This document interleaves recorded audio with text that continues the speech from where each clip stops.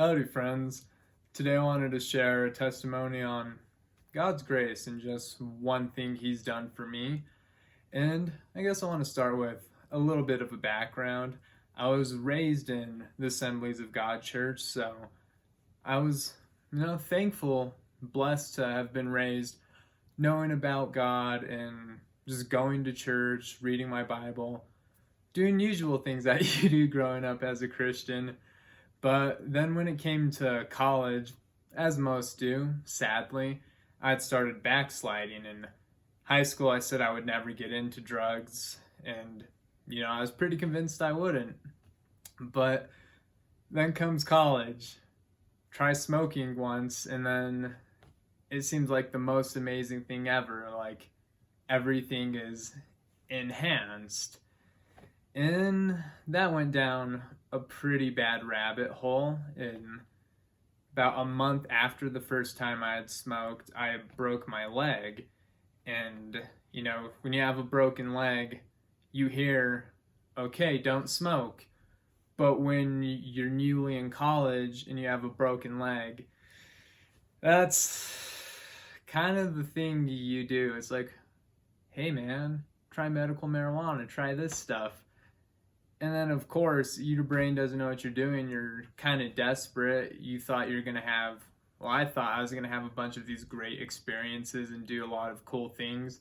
But here I am, my first month into college, and I have a broken leg. So there goes down the rabbit hole.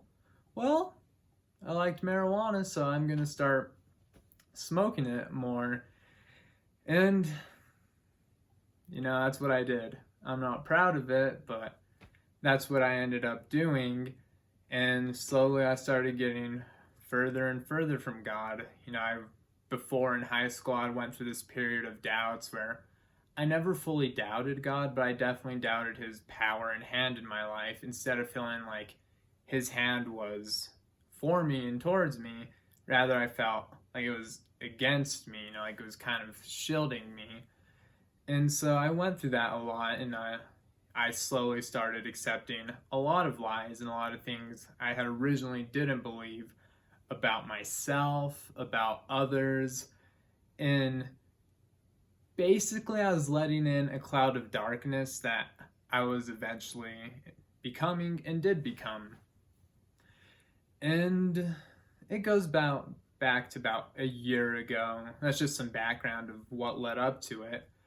But then a year ago in the summer, I was back at home from college and I was still smoking. I was smoking a lot, but since I was at home, I was changing, but my family wasn't.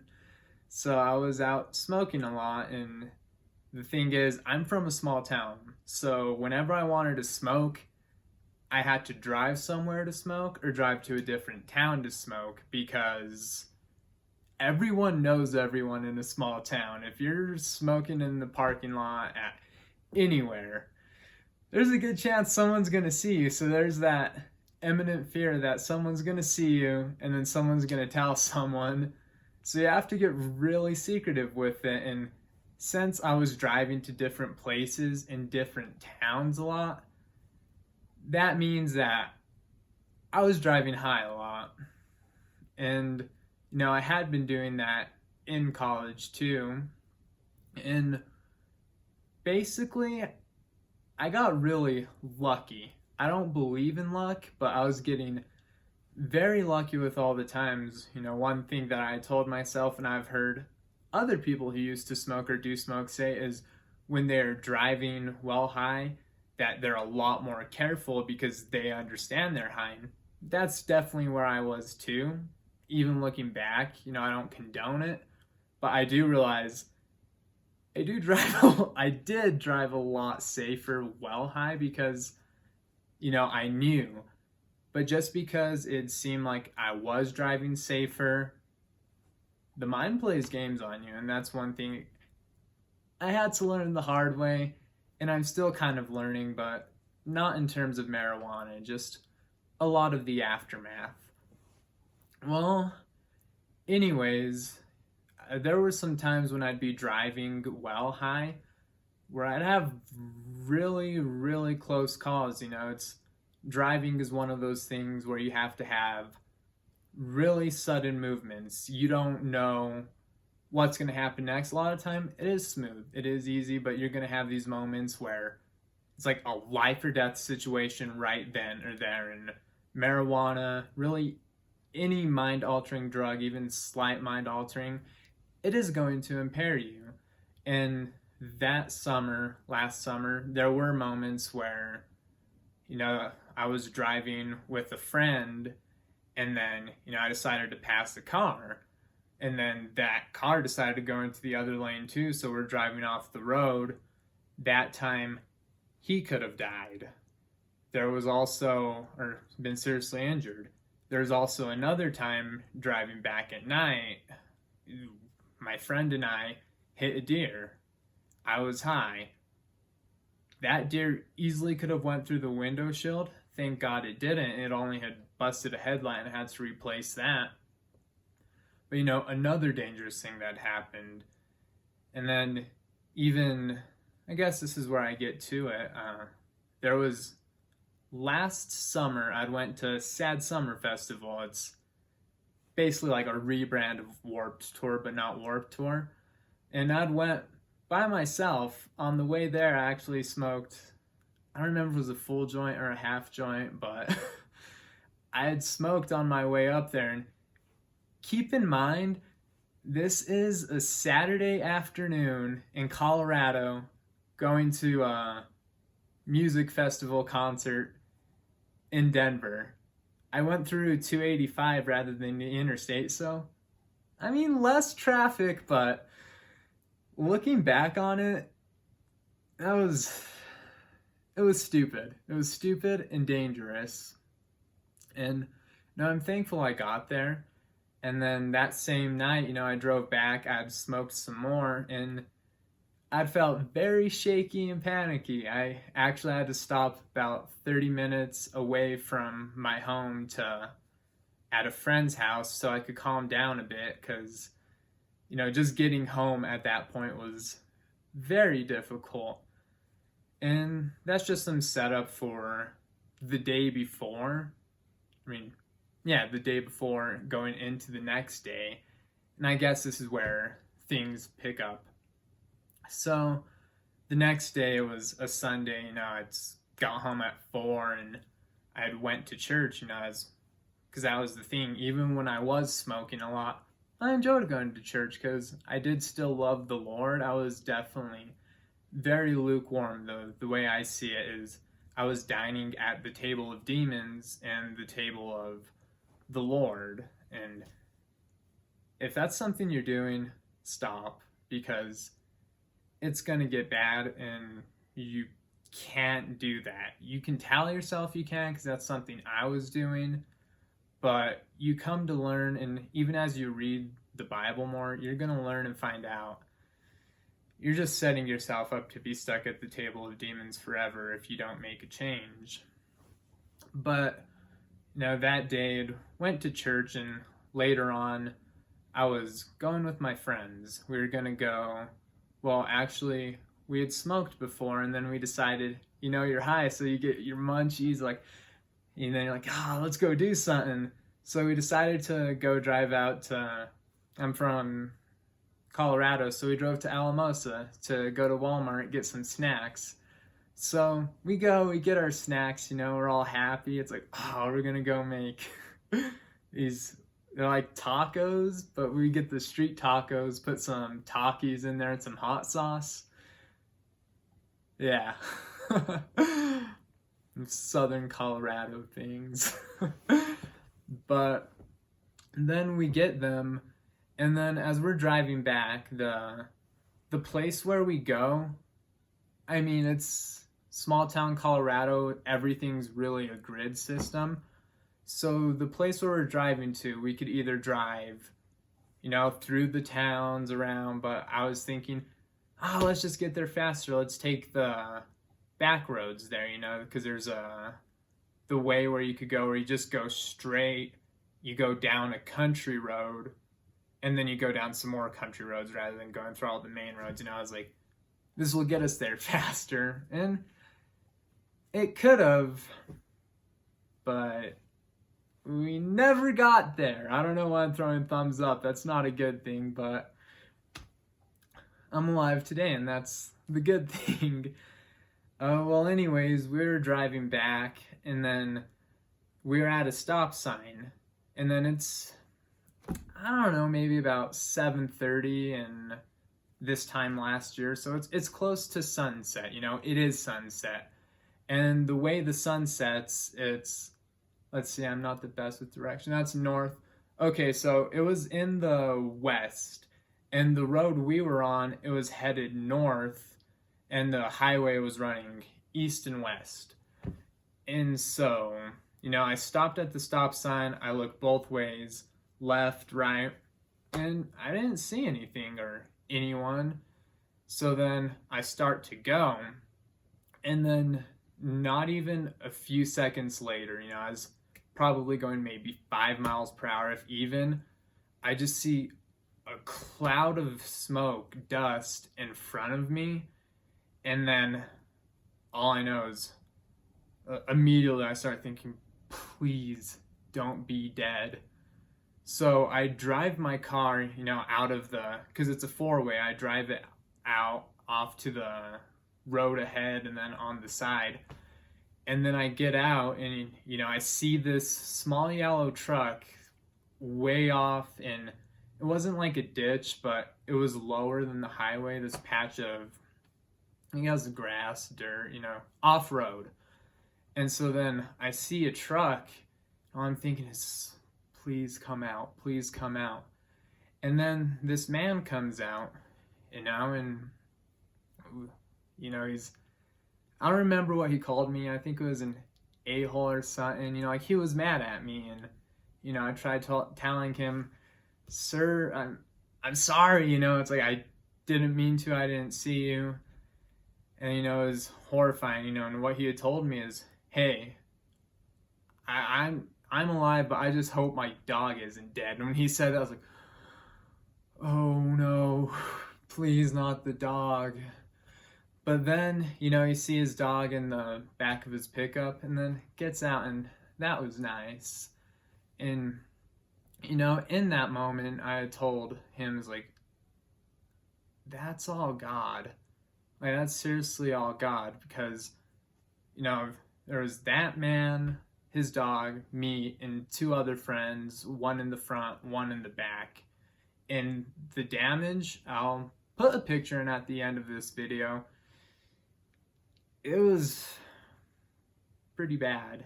My bumper was through his door. It could have easily been fatal, if he was going any faster, or if his vehicle were any bigger.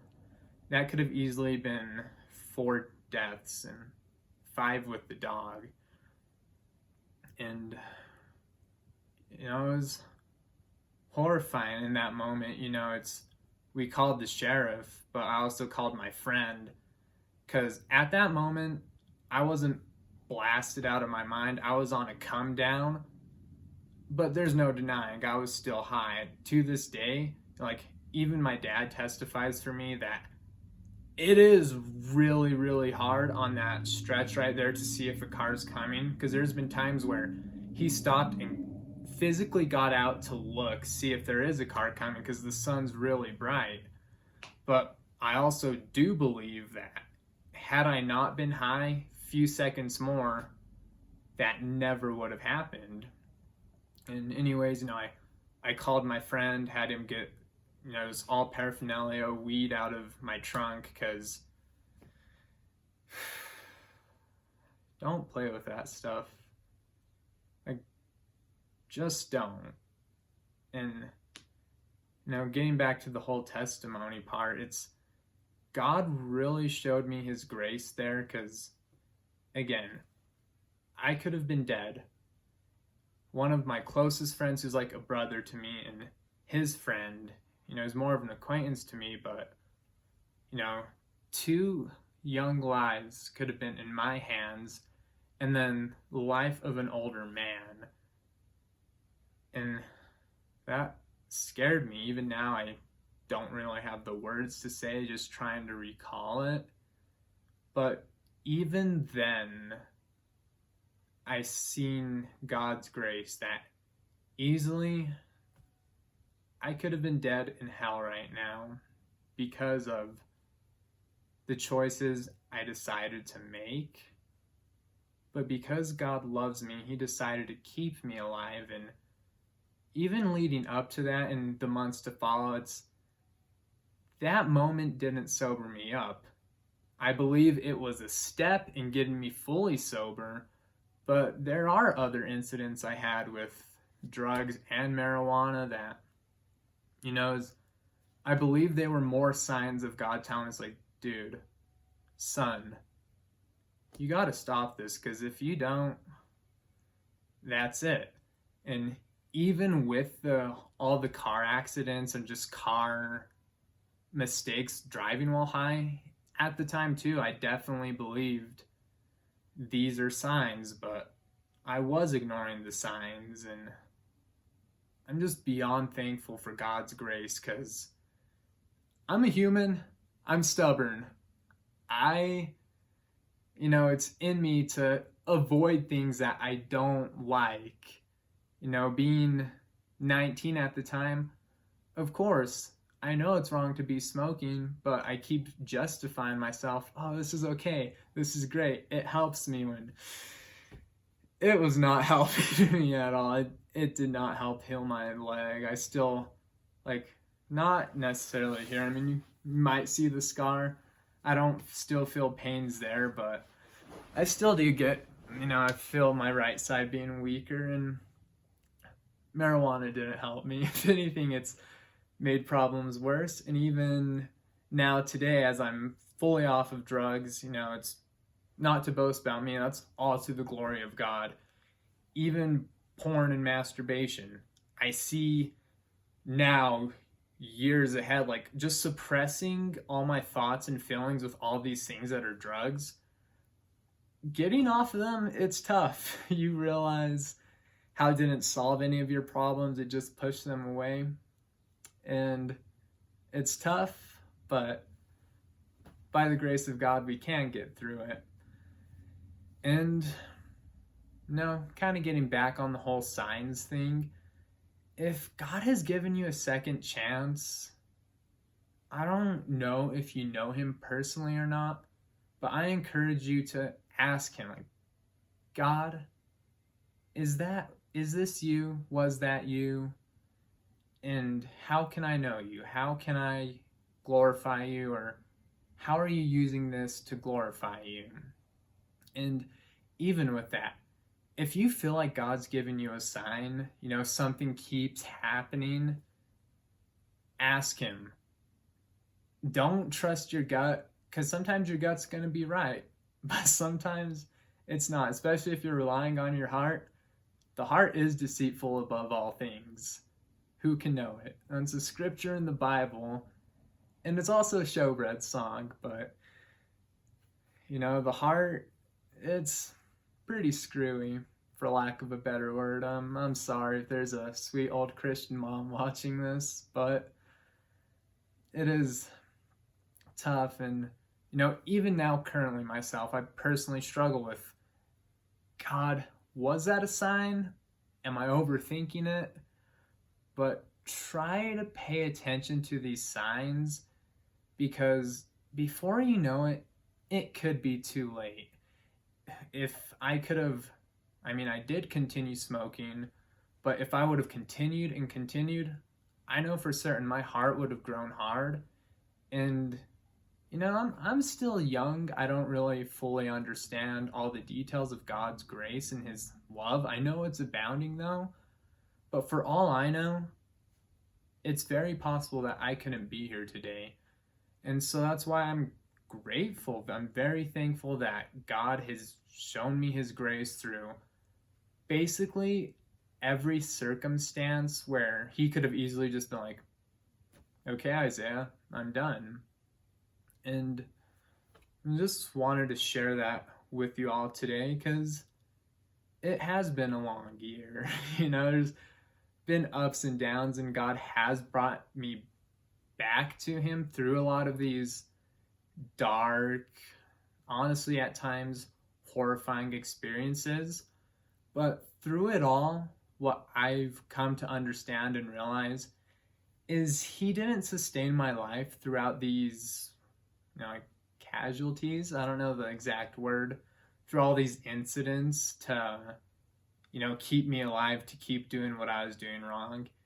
He kept me alive so I could glorify Him and talk to you, my friend, whoever's listening, and yes, you're all my friends, about how good God is, to point you towards salvation and a relationship with Him. Because no matter what you've done or are doing, God does love you. And for the prodigal, let this serve as an example as you have messed up. I messed up. I grew up in church thinking, yeah, I'm going to stick to this always. And then came that backsliding, portion of my life. And even thinking about it, it's not a time of my life I'm really proud of. But I realize and see more now that God can and will use predicaments and circumstances in your life to just show you His grace, just how much He loves you.